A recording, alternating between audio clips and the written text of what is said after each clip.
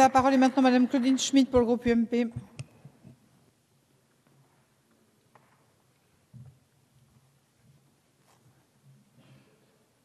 Merci Madame la Présidente, Madame la Secrétaire d'État, Monsieur le rapporteur, chers collègues. Nous sommes appelés à nous prononcer pour une nouvelle lecture suite à l'échec de la commission mixte paritaire sur le projet de loi visant la ratification de la convention fiscale passée avec la principauté d'Andorre.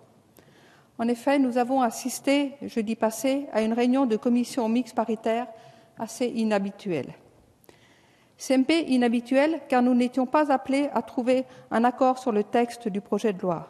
Si un désaccord s'était installé entre les députés et les sénateurs, il portait sur le texte de la Convention que nous ne sommes pas habilités à modifier. L'échec ne pouvait donc être que constaté.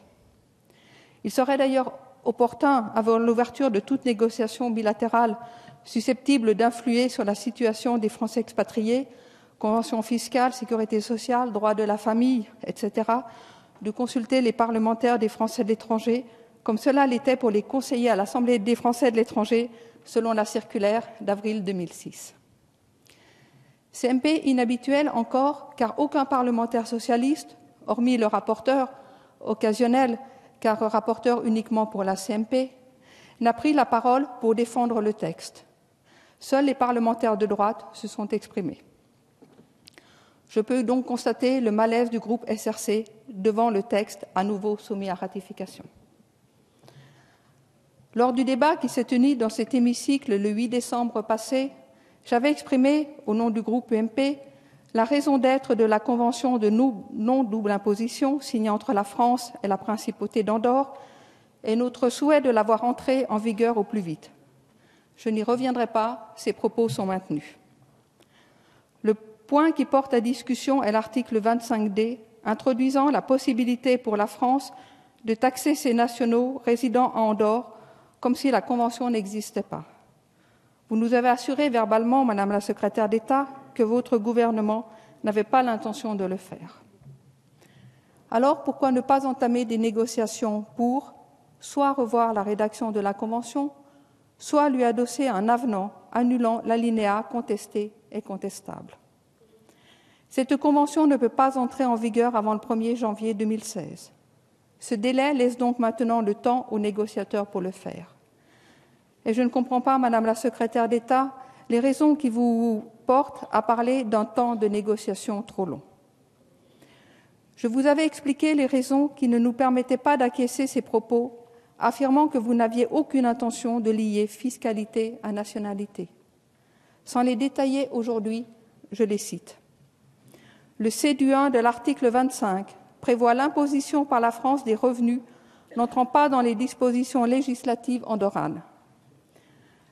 La non prise en compte de l'introduction d'un impôt sur les revenus par Andorre, le refus d'envisager une modification du texte, les déclarations du candidat Hollande confirmées par Monsieur le ministre Michel Sapin en juin 2012.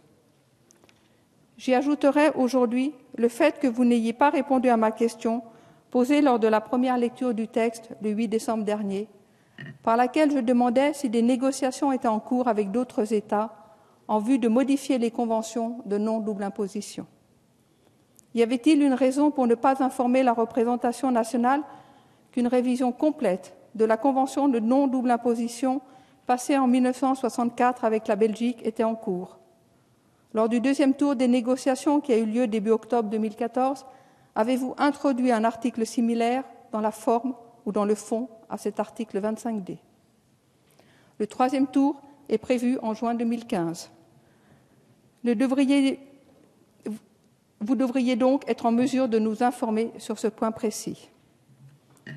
Je note d'ailleurs que, dans des termes différents, il est aussi question de nationalité à l'article 24 de la Convention fiscale, signée ce 15 janvier par Monsieur le ministre des Finances avec la République de Singapour.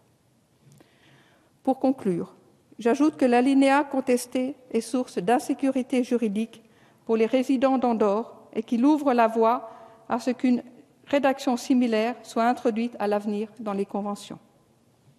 Au vu de ce qui précède, le groupe UMP vous demande la suppression du D du 1 de l'article 25, soit dans la rédaction du texte, soit par le biais d'un avenant, puisque cette clause est dépourvue d'effet, selon Madame la secrétaire d'État et Monsieur le rapporteur.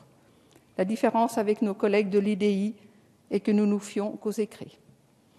Dès sa suppression, le groupe UMP votera la ratification de la Convention. Je vous remercie. Merci, Madame.